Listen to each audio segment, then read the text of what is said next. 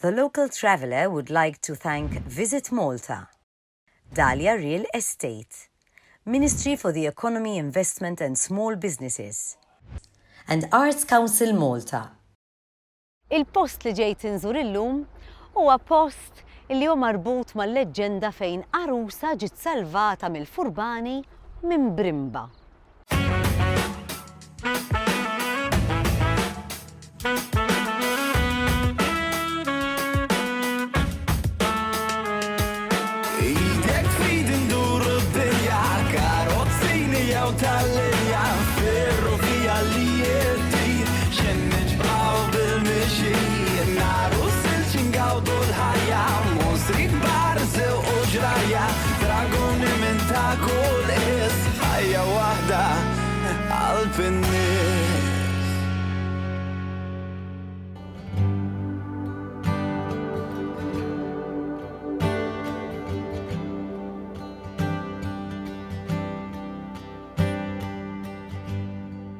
U bdejt b'din il-mixja pjaċevoli ġol ġnien tal-arusa tal-Mosta. Ġnien li għadu kif ġie miftuħ dal-aħħar, għaw ħafna paċi, nirrakkomandalkom li tiġu mixja fih, għadu kif ġie rinnovat u riġenerat grazzi għall-infrastruttura Malta illi anke għamlu riġenerazzjoni tat-toroq u tal-parkeġġ illi waslu għalih u minn hawn sa joħodna għaċ-ċentru tal-Mosta.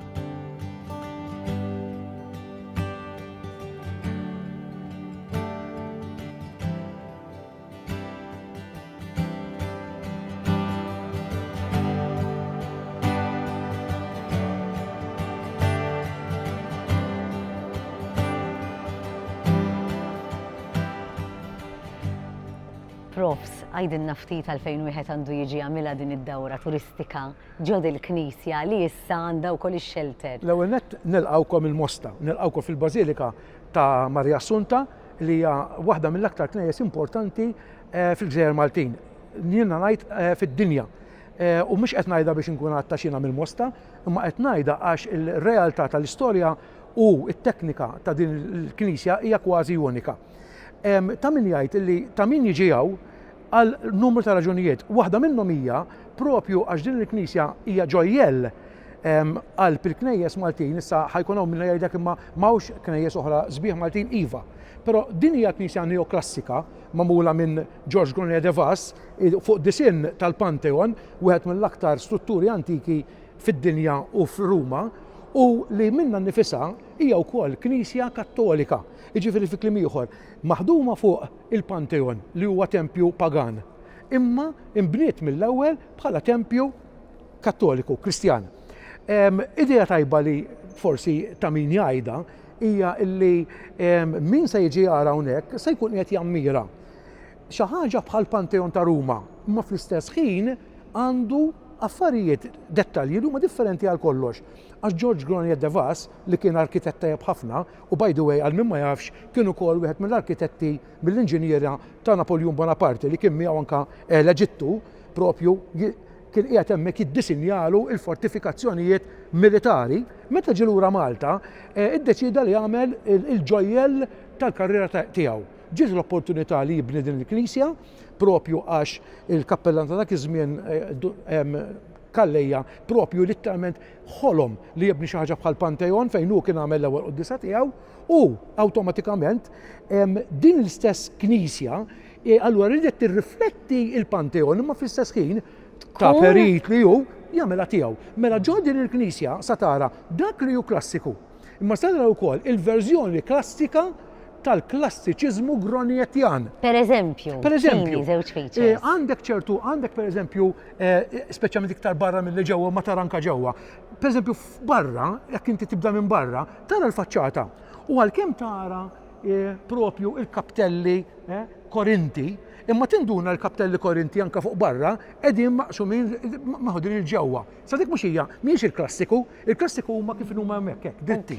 Imma propju fil-faċċata tarhom mawġin. Fil-Kampnari, għax Gronier kien ġej mill-Eġittu, flok inkluda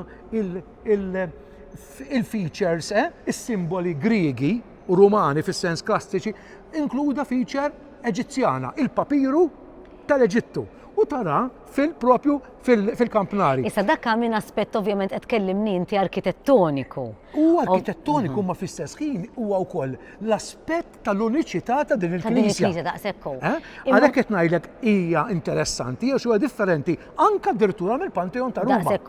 Issa tix nibdew il-passaġġ għal ġo sagristija li ovvjament minnaw l-iktar ħaġa famuża li jiena irrid nara x'inni ħafna li ġejt nerġa' niftakar fil-bomba. Mela le. Għax l-istorja tagħha jafa kulħadd. Ġo sagristija li mhijiex tal-bomba, għandek tkun taf illi l-Knisja tal-Mosta għandha żewġ sagristiji. Din hija s-sagristija li daħlin fiha issa fejn jilbsu qassisin, jitkellmu qassisin, ikun hawn kultant anke xi qrar, għandek ukoll anke artal ieħor li fis-sagristija l-oħra m'għandekx, imma li rrid nipprova ngħid huwa li din il-sagristija hija sagristija biex ngħidulek l-iktar waħda li tintuża mill-qassisin stess. Interessanti però li anke t-turist jista' jiġi hawnhekk. U meta jiġi hawnhekk mhux biss se jara sagristija, pereżempju bl-istess kollezzjoni ta' kappillani u arċiprieti li propju l-Knisja bħala storja għandha, imma wkoll se jara anke feature fuq il-television, fuq il-monitor, b'lingwi differenti skont minn fejn ikun ġej, li propju jagħtih idea daqsej bażika wkoll ta' dak li qed jara. Ħanażel il-Malti għax jiena Maltija u ħansegwi naqra l-istorja. Il-belt tal-Rotunda. Il-Mosta tinsab fiċ-ċentru tal-Gżira Maltija.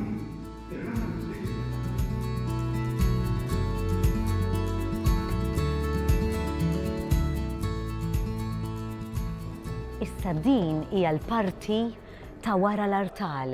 Mela, hawnhekk għandna il-kor tal-Knisja. Issa il-kor tal-Knisja huwa importanti għal żewġ raġunijiet. L-ewwel waħda hija għax il-kor kien dak il-post fejn il-qassisin jinġabru flimkien u jitolbu għalhekk il-kor jitolbu flimkien anke f'ħinijiet differenti. Il-kor tal-Bażilika tal-lum huwa fil-fatt żewġ biċċiet imwaħli ma' xulxin, xiġifieri. Is-sedju li qegħdin naraw uħud minnhom ġejjin mit-tieni Knisja tal-Mosta. Dik li kien bena Tomás Dingley u li propju kienet fin-nofs tal-Knisja li mbagħad inbniet madwara u ħattewwa meta l-istiet. U l-biċċa l-oħra x'naturalment iridu jkompluha huma tal-Knisja l-ġdida biex niftehmu. Dan l-istess artal huwa l-artal l-antik tal-Knisja it-tieni Knisja tal-Mosta. Tajjeb. Issa tgħid li m'għandek issemmi li t-tieni Knisja. U l-ewwel waħda kienet Knisja iżgħar li kienet ukoll fl-istess post, kien jgħidula Santa Marija ta' Wied-Żiri għaliex fuq naħa ta' wara għandek il-wiet li kien jgħidulu Wied-Żiri u li wkoll kienet ikkonsidrata bħala l-Knisja prinċipali tar-raħal tal-Mosta, ta' Kazal Mosta. Imma li tant kienet żgħira li kif eżatt saret parroċċa fil-1608, ftit wara fl-1614 bnew it-tieni Knisja. Allura ħattew l-ewwel waħda u bnew it-tieni waħda floka. Dil-parti jiena toġobni ħafna inħoss ċerta intimità. Il-Knisja fil-grandjożità tagħha hija sabiħa hemm barra, imma di tipprovdi ċerta intimità. U tantu veru li hawnhekk huwa post fejn ikollok gruppi li meta jiġu jżuru il-Bażilika jinġabru għat-talpu anka xi quddiesa propju f'din il-parti. Hija parti wiesa biżejjed, spaċjuża biżejjed għal numru tajjeb ta' nies. Mingħajr ma għandek dak il-ftuħ kbir u ġvera tal-Bażilika li qisek tintelef fih meta jkollok grupp żgħir. U daw ippermettuli imma daw narhom xi ħaġa straordinarja jienek meta tpoġġi fiha. Xi ħaġa li forsi ma tafx hija li daw jinfetħu jingħalqu. Ukoll. Imma għalfejn, ara x'għandhom taħt. Mela, meta inti tkun toqgħod il-ħin kollu bil-wieqfa u qed titlob. X'tagħmel wara ftit tibda tajja. Allora kont tintefa' teqpa' bil-wieqfa imma tpoġġi s-serraħ fuqhom. Isa bħal banketta moderna. Eżattament, mela inti għandek il-qassis li xorta baqa' bil-wieqfa. Imma naturalment, speċjalment meta tidħol daqsxejn fleta, saqajk ma ġneqbejtuk. Allura għandek ukoll mod ta' kif tistrieħ hemmhekk. Ħafna nies ma jafuhiex. Vera, u ta' metu ma daw kemm ilhom l-inħadmu. Mela, għandek l-antiki biex niftehmu l-biċċa antika, naturalment ġejja miż-żmien ta' bejn l-1619 għax hemmhekk bniet il-Knisja bejn 614 u 1619. Sakemm inbniet il-Knisja l-oħra fl-1860 meta għalquha. Mela dawn l-ewwel parti huma tas-seklu 17. Imbagħad bil-mod fis-seklu 18 jiżdiedu l-biċċa l-oħra biex propju l-kor ikun komplut. Ħanoqgħod naqraw bil-kwiet ninġabar naqra u nagħmel naqra talba għax hekk xieraq meta tkun ġo post bħal dan.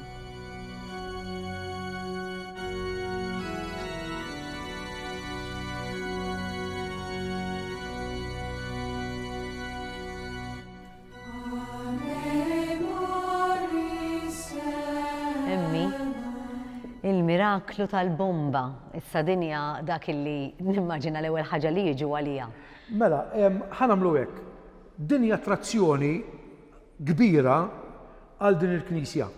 Hija attrazzjoni għax in-nies tal-lokali, il-Mostin, dejjem żammew illi meta din il-bomba fl-imkien oħrajn waqgħu fuq il-Knisja u l-Knisja ma ġrala xejn, fil moħor ma ġġarfitx, huma n-nies speċjalment dak iż-żmien kienu dejjem jgħidu din hija miraklu, il-Madonna għamlet miraklu magħna.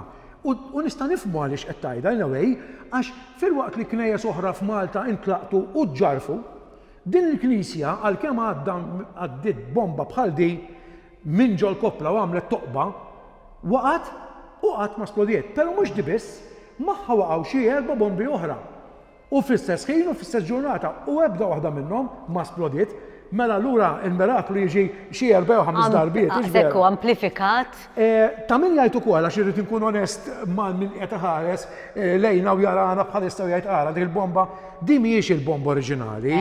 Qed nagħmluha ċara għax hawn min jaħseb li din hija l-bomba li waqgħet ma setgħux jagħmlu hekk. Il-bomba li waqgħet laqqas mis-sewwa. Jiġifieri kliem ieħor, meta ġew il-soldati li għandhom x'jaqsmu mal-bomb explosive devices fi kliem oħra dawk li suppost jieħdu ħsieb il-fuses u ma setgħux imissuha għax kienet taftiħu f'idejhom. Allura x'għamlu? Qabdu rembluha bil-galbu kollha fuq trakk u marru rmewha minn fuq Dingle Cliffs, hemmhekk kienu jwadbuhom ġol baħar. Allura x'għamlu biex iżommu t-tifkira ingħatajna bomba tixbaħha ħafna li titpoġġa hawnhekk u li sal-lum naturalment tfakkar kuljum biex ngħidu hekk fuq dal-avveniment li kien ġara f'April tal-1942. U kellek xi 300 ruħ hawn ġew qegħdin jitolbu, ħadd minnhom ma weġġa, mhux miet għas weġġa. U dik turik iktar biċ-ċar is-saħħa ta' dal-avveniment. Il-kburija li għandhom il-Mostin b'dan il-wirt storiku jinħass u anke l-Arċipried Dun Sebastian Caruana jiġdu dan. Bi pjaċir ukoll ġie biex idawwarni mal-Kopla il-perit Mosti Christian Kuxkieri, illi għamel mhux waħda imma żewġ teżijiet fuq din il-Kopla u bħalu ma jafa' ħadd.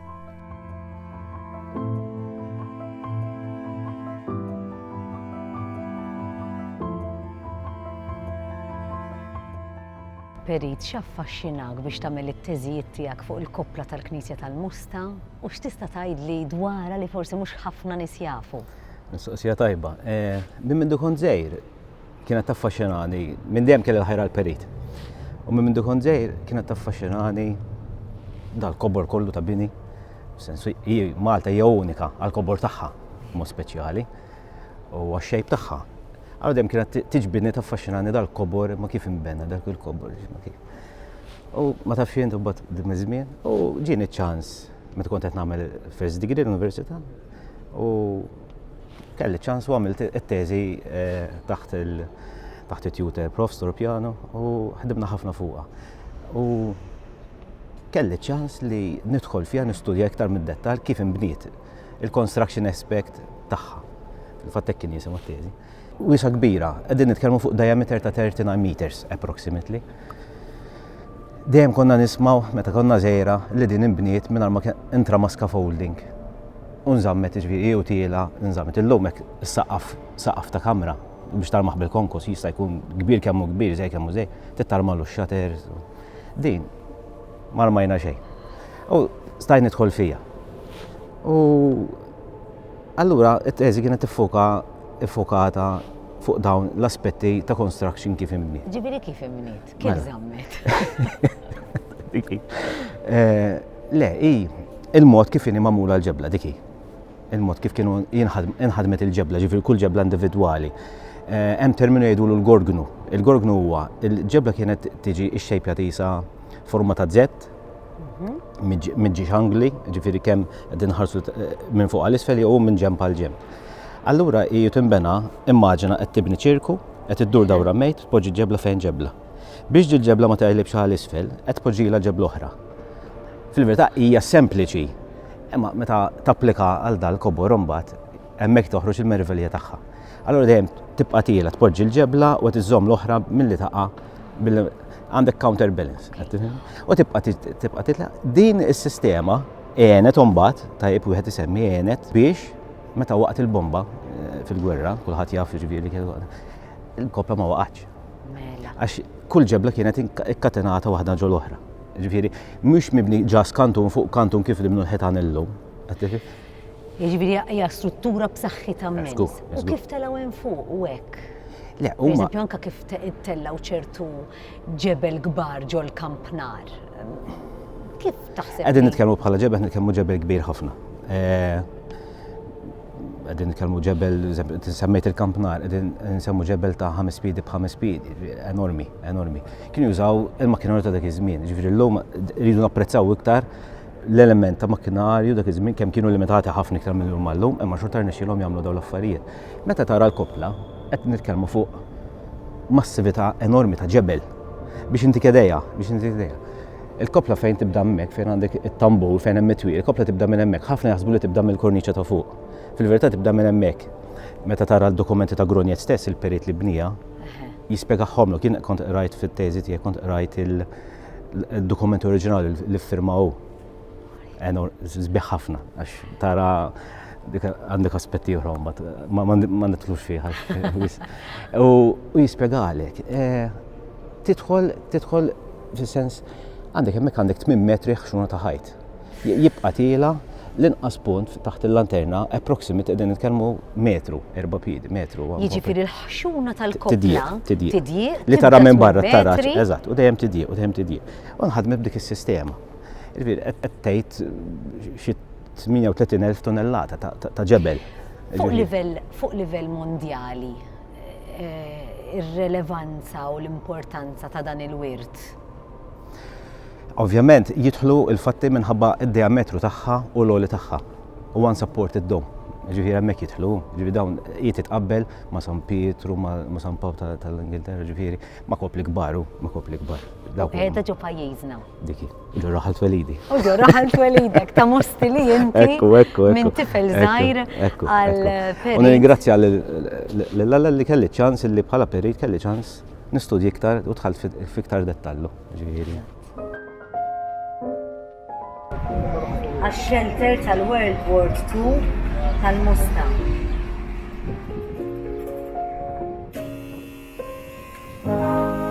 I'll be seeing you in all the old familiar places that this heart of mine embraces all day through. Proset, attrazzat vera sabiħ. Kemm ilu l-infetaħ da shelter għal-pubbliku? Mela, Claire, dan ix-shelter l-ewwel net ilu hawnhekk minn żmien il-gwerra. Sewwa, imma kien dejjem magħluq. U interessanti li huwa x-shelter li jiġi eżatt taħt it-tsuntir tal-Bażilika. Ġifieri ħanaddej inżilna minn post wieħed minn fetħa waħda, imma dan kellu xi 3 fetħiet, 3 bibien. Issa, is-shelters kienu apposta jinħadmu b'żewġ jew 3 bibien biex jekk bomba l xi raġuni taħbad fuq bib minnhom, biex veri fuq entratura minnhom u tingħalaq almenu n-nies ikun jistgħu joħorġu mill-entraturi l-oħra. Darba kellna każ fil-Mosta fejn żewġ bombi waqgħu fl-istess ħin fuq iż-żewġ bokok ta' shelter minnhom. U prattikament in-nies kienu baqgħu hemm ġew u ħafna minnhom kemm mietu.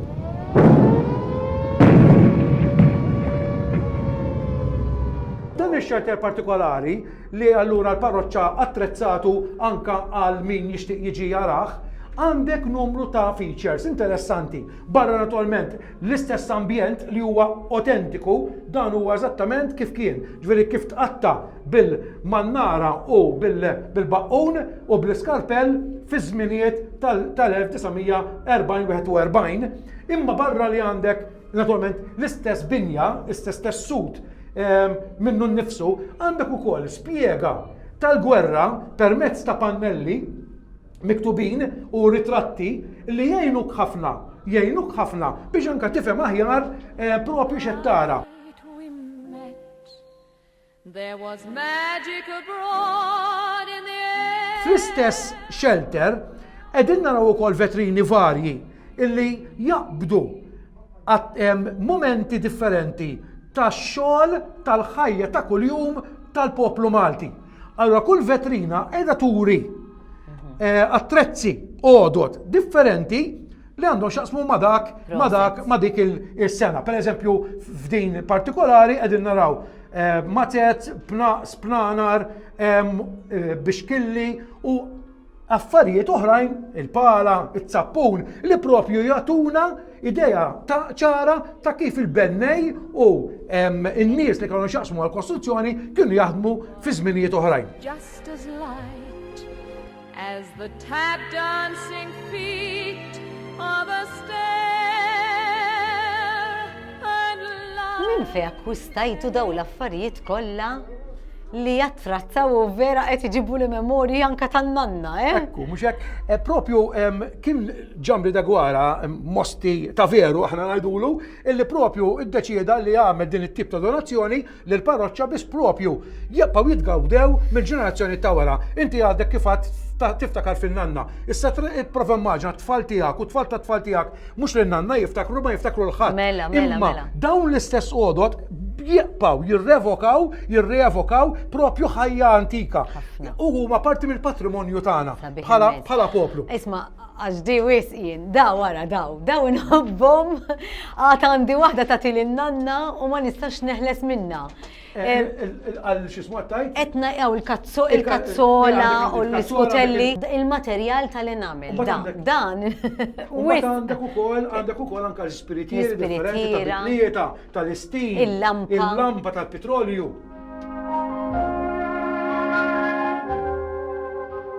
Irridu ngħidu li hawnhekk f'dan ix-xelter m'hawnx kmamar ħlif waħda. Il-bqija n-nies kienu joqogħdu ġement fil-passaġġi jistennew il-bombi jispiċċaw biex joħorġu. Però kien hawn kamra ċkejkna li kienet speċjali. U kienet kamra li normalment kienet tintuża għal xi emerġenza. Per eżempju, l-iktar waħda forsi li kienet tintuża liha kien ikollok xi jom tqila, tkun waslet fl-aħħar u naturalment x'imkien trid twellet la darba il-ħin ikun wasal dak il-ħin. Allura idaħlu hawnhekk f'ċertu privatezza kien ikollok il-qabla magħha jew xi ħadd tal-familja u jgħinha propju teħles. Min jaf kemm hawn trabi hemm barra li qegħdin jisimgħuna għandhom l-età tagħhom li twildu fix-xelter. Tajjeb ngħidu wkoll li kultant anke kien ikollok forsi xi ħadd li jkun daqsxejn ma jiflaħx, iħossu daqsxejn u naturalment ukoll kienu jtuh dik id-daqsxejn ta' respir propju daqsxejn il-bogħod mill-nifsijiet u mill-la tan-nies. Hawnhekk ipprova immaġinaħ kollu mimli nies qed jgħidu r-rużarju, qegħdin jitolbu, però wkoll anke f'dik ir-riħa tal-umdità, dik il-kesħa, propju għandek ambjent li llum qegħdin naraw ambjent sabiħ, imma immaġinaħ fi żmien il-gwerra. Kemm kien ambjent aktar biex ngħidu hekk realistiku, x'vera. Irnexxielkom vera proset għax irnexxielkom tagħmlu l-istorja b'mod ħaj għalkemm ovvjament l-affarijiet li qegħdin naraw ma' affarijiet, imma b'mod vera animat li naħseb wieħed tajjeb li japprezza u jara x'wieħed jista' jagħmel hawn Malta u llum fil-Mosta u rejtni ftit mhux ħażin. Grazzi ħafna Prof. Grazzi inti, grazzi.